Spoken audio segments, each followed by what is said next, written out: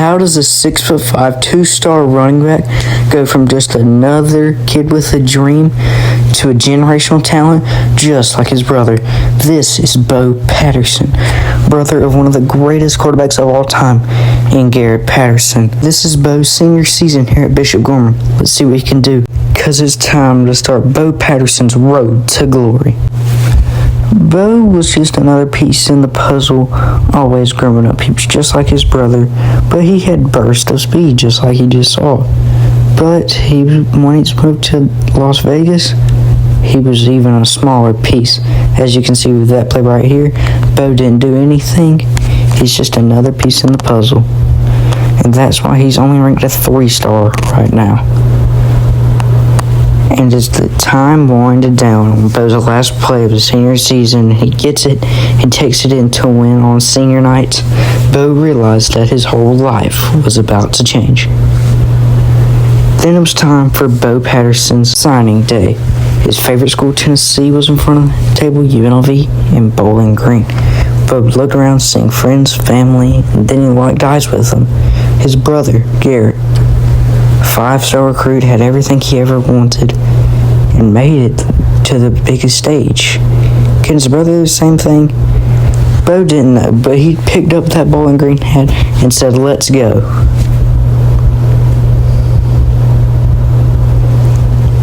Once Bo got to Bowling Green, he realized that it was going to be a little chilly, so he put on the hoodie and made sure he stayed warm up there, especially on that bench, because he's going to be cold.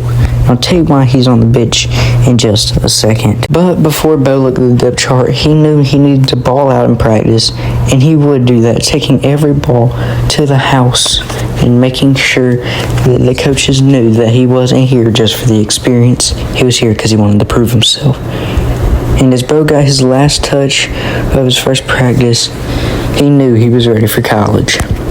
And Bo made sure he was very nice to his academic advisor, who, he'd be spending a lot of time with because he only gets 5 reps in practice, and he has a lot of time to study, and he's smart. When Bo looked at the depth chart, he was right. He was at the very bottom of it. But according to Bo, he was just happy to be here, be a college athlete. And then it was time for his first game. Well, not his first game. His first time riding the bench. But hey, for Bo, that was all he ever needed. A chance at a shot at glory. And he did not play at all.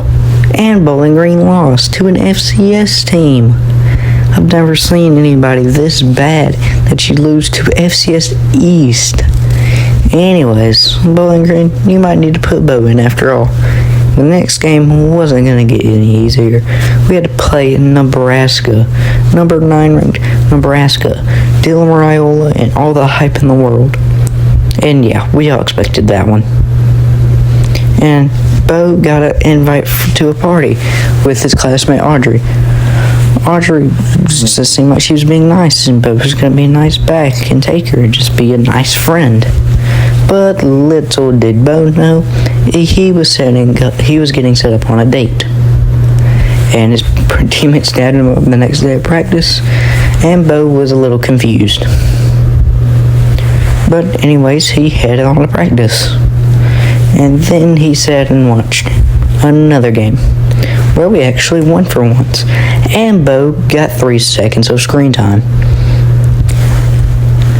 And Bo accidentally kind of missed a lab, so And then he got a chance to study, so he did. And then he got to wear the orange jerseys, which he thought was pretty cool, but cool isn't enough to win you games. And maybe we are the worst team in the nation. That block was held for 0.2 seconds, but Bo wasn't complaining. He was still going to be a college athlete. Hey, and we won another game. Somehow, we're not the worst team in the nation, because if you're the worst team in the nation, you wouldn't win a game. So, And let's just point out how Bo is a student athlete with a 3.6 GPA.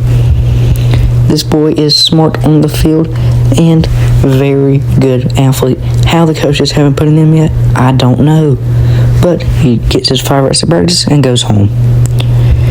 And hey, we won another game, a very big overtime win versus Central Michigan. Bo got to watch an incredible performance here. Bowling Green, not the worst team in the nation. Actually, probably one of the most mid teams I've ever seen in my whole life. But anyways, Bo wasn't complaining. He was still a college athlete, still getting play. And now the season's almost over, and Bo realized he wasn't going to get to play, so he just hoped that we could get a bowl game and he'd get a vacation, but that wouldn't happen as we lose our big rivalry game to Toledo 24-7.